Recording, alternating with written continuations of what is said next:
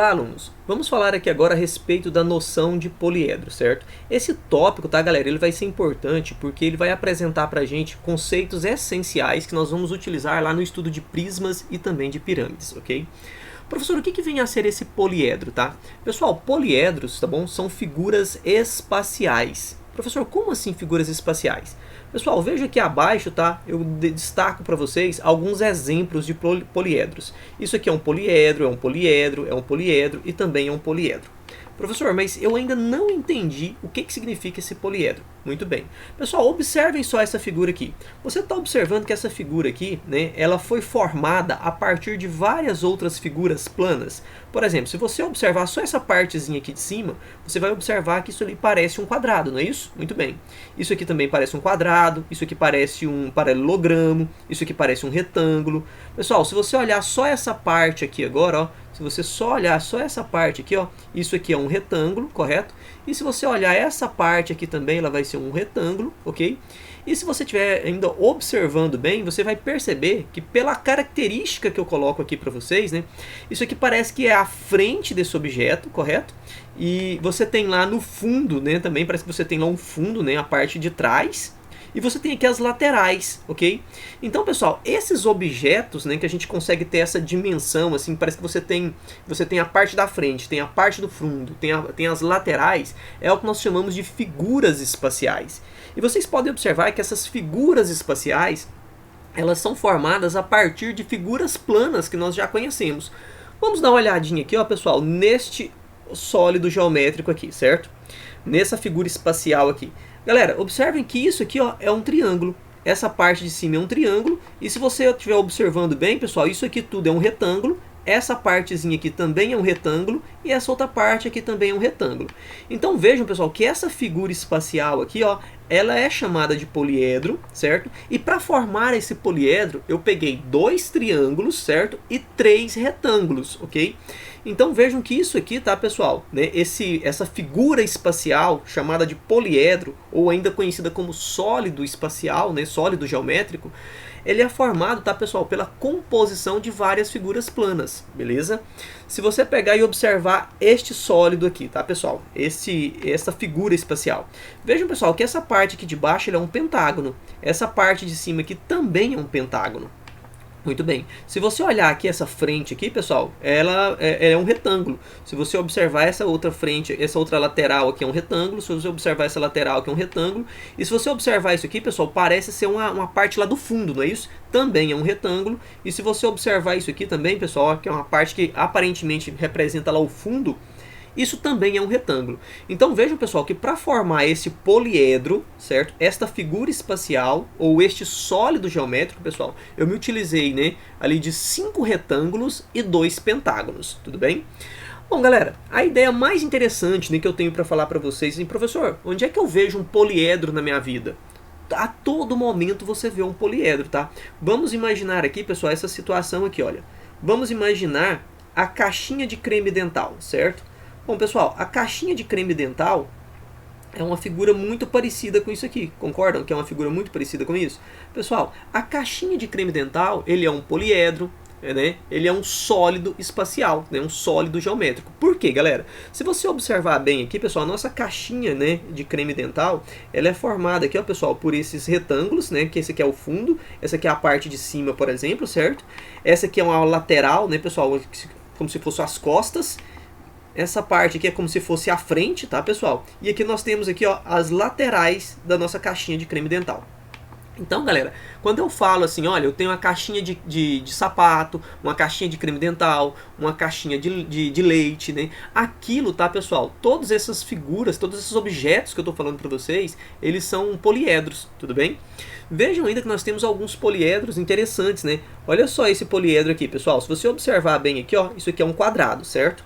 Agora, pessoal, se você observar bem isso aqui, ó, é um triângulo. Se você observar bem aqui, é um triângulo. Essa parte lá do fundo ali, pessoal, ó, as costas, é um triângulo. E se você observar essa parte aqui também é um triângulo. Pessoal, observem que este quadrado, com esses 4 triângulos, formou, né, um poliedro, né, uma figura espacial ou um sólido geométrico que na matemática a gente conhece como pirâmide, ok? E vejam, pessoal, que então quando você junta, né, essas figuras planas, a gente consegue formar então um poliedro, beleza? Muito bem.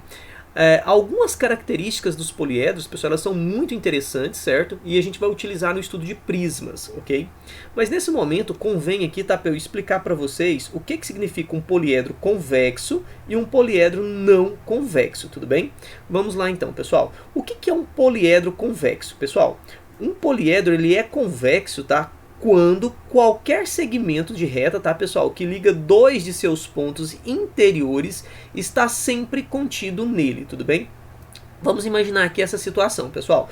Você pega aqui esse sólido geométrico, né, esse poliedro, e por este sólido você passa um segmento de reta, certo, pessoal?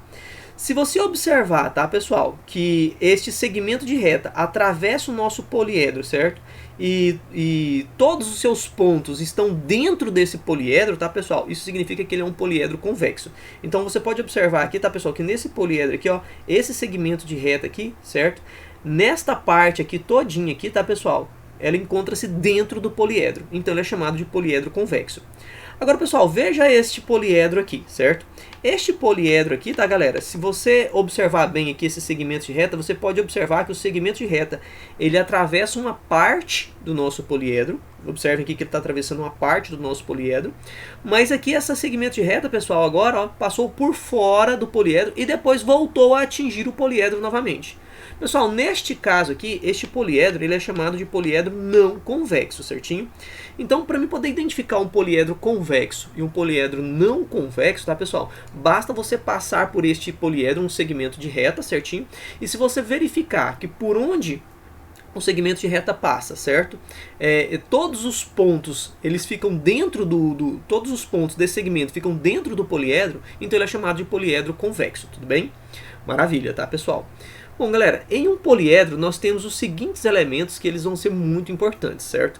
Pessoal, olha, esses cantinhos aqui, certo? Todos esses cantinhos, certo? Eles são chamados de vértices do poliedro, tudo bem? Então, todos esses cantinhos, né, que a gente está representando por pontos, eles são chamados, então, de vértices do poliedro, beleza? Agora, pessoal, vejam bem, esta parte aqui, ó, estes segmentos de reta aqui, tá? Nós chamamos eles de arestas, tá? Então toda vez que a gente tiver aqui, tá, pessoal, essas partes aqui, ó, né, esses segmentos de reta, nós vamos chamar isso aqui de arestas, tudo bem? Arestas do poliedro, certinho?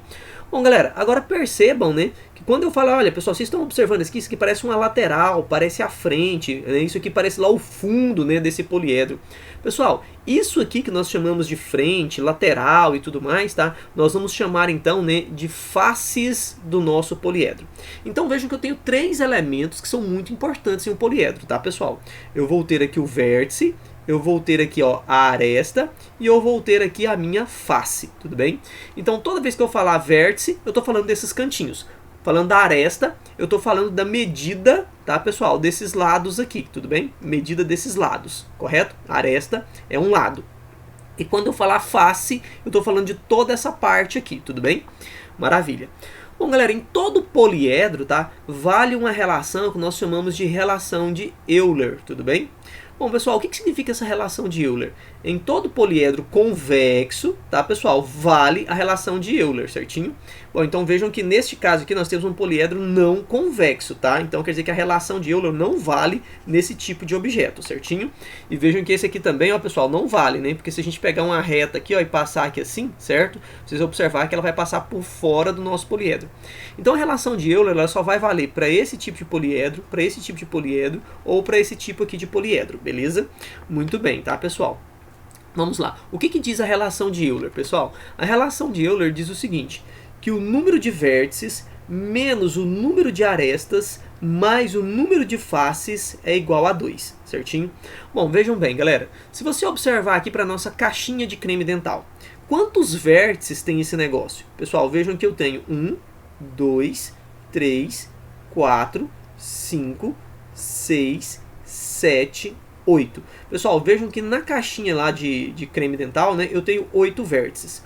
Professor, quantas arestas eu tenho, né, nessa caixinha? Pessoal, eu tenho aqui, ó, 1, 2, 3, 4, 5, 6, 7, 8, 9, 10, 11, 12. Professor, eu tenho aqui 12 arestas. Muito bem, então você tem aqui 12 arestas.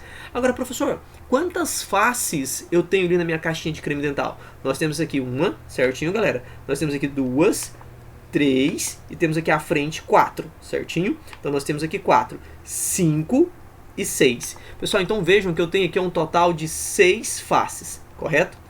Muito bem, galera. Vejam aqui então, se eu pegar esse 8, tá, pessoal? Menos esse 12, mais esse 6, eu sei que esse resultado aqui tem que dar 12. Tá certo?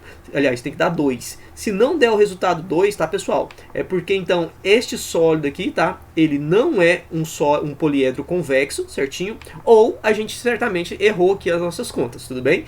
Então, vamos lá, pessoal. Se você pegar aqui 8, tá, pessoal? Menos o 12, isso não vai dar 4? Muito bem, pessoal. Menos 4, né? 8 menos o 12 vai dar menos 4. Mais o nosso 6, pessoal, percebam que isso vai dar 2. Então vejam que todo esse resultado aqui de fato dá 2. Bom, professor, para que serve essa regrinha aqui?